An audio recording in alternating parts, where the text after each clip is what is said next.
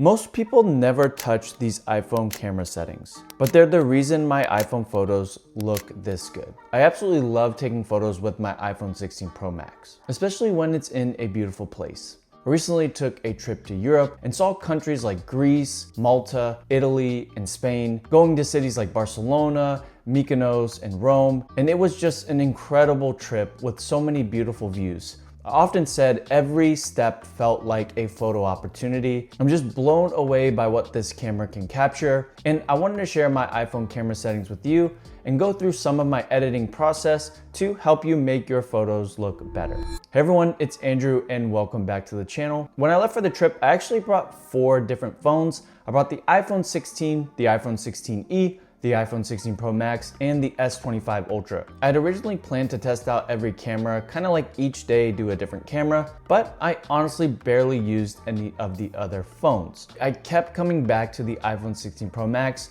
for the Pro camera. It's really the main reason why I've tried switching to other phones, but I just can't switch totally. The camera is just too good. And I've used iPhone cameras for a very long time. I've been a user since the iPhone 3G, and I have, if you look at my storage, over 35,000 photos that I've taken, and that's really probably not even in the ballpark of ones that I've deleted. Every year the iPhone camera gets better, and every year I get a little bit better at taking photos, utilizing the settings to the fullest capability, and I've become better at editing, or at least I think I have. So first we'll go through the settings and then we'll get into the editing. All right, so we will open up the settings and go to camera.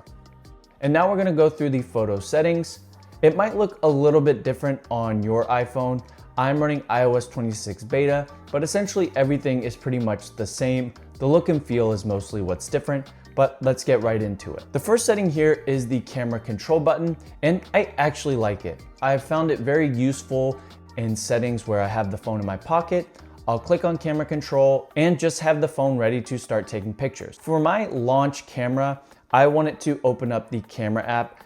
There are other apps that you can have open, but I'm going to just use camera. You also can have it where it's single click or double click. I have it set to single, but I've heard some people are kind of annoyed with the sensitivity of it. So if you want to do double click, that's also fine. Now I do have it require screen on and camera adjustments set to on. I also have clean preview turned on, lock focus and exposure is turned off. And for visual intelligence, if I press and hold, it'll open that up. I won't get into accessibility because I don't use any of those features. Now for photographic styles, I actually don't use photographic styles.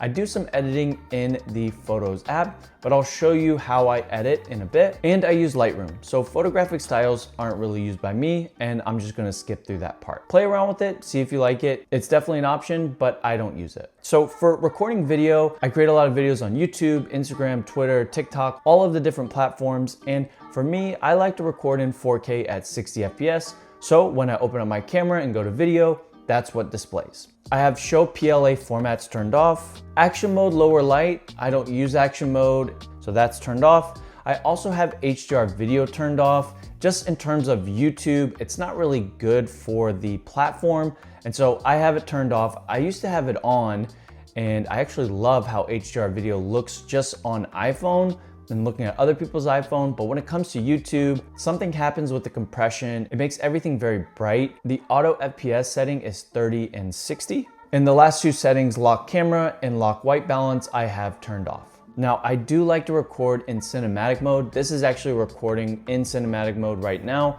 and I have it set to 4K 30 FPS. And for record sound, I don't have anything for that. I use a microphone right here, made by Hollyland. It's a pretty good mic. I'll leave it in the video's description. Did a short on it recently, but they're my go-to mic for just doing talking head like this or being out and about and traveling.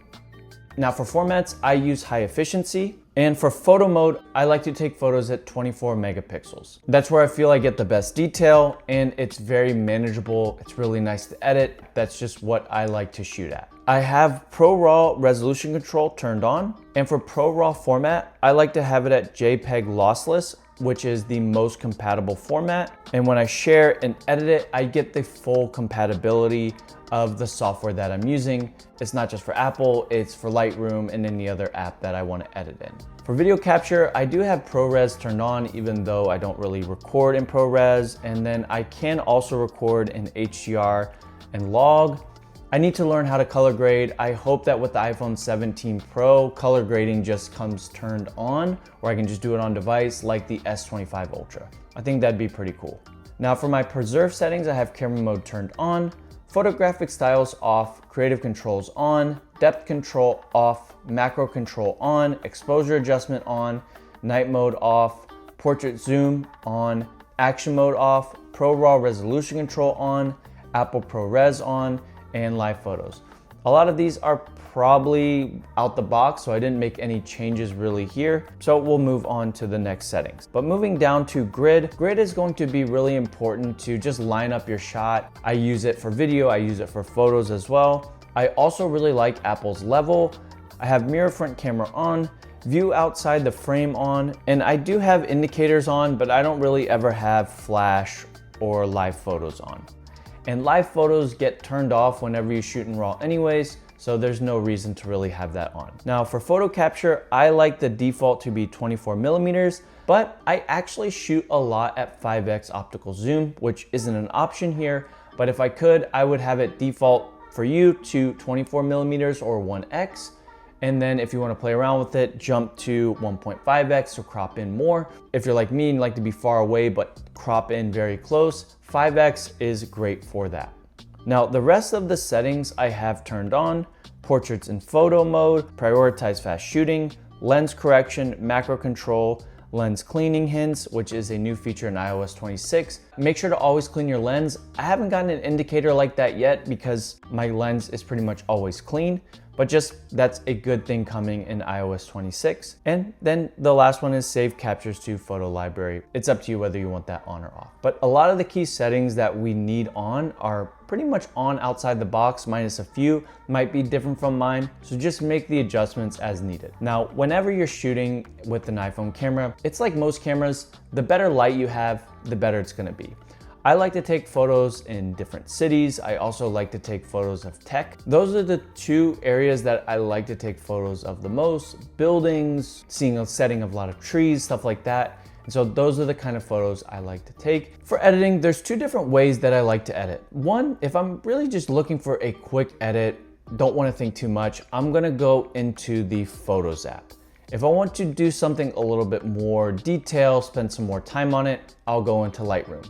Lightroom is a paid app, and I do have a Lightroom preset if you want to buy it. You can also just use the way that I edit in the Photos app. So if I go into the edit, and right off the bat, what I love to do is turn on auto, and I feel like it just gives the photo more life. And really outside of that, I just like to go to filters, and I like to take everything and make it a little bit dramatic. And you can adjust the setting as well. So if you want to click on dramatic, you'll see that it makes it just a little bit more cinematic. I feel like that's the right kind of look that I go for. But that's really it for my edit in photos. Now for Lightroom, it took me quite a bit of time to create my Lightroom presets.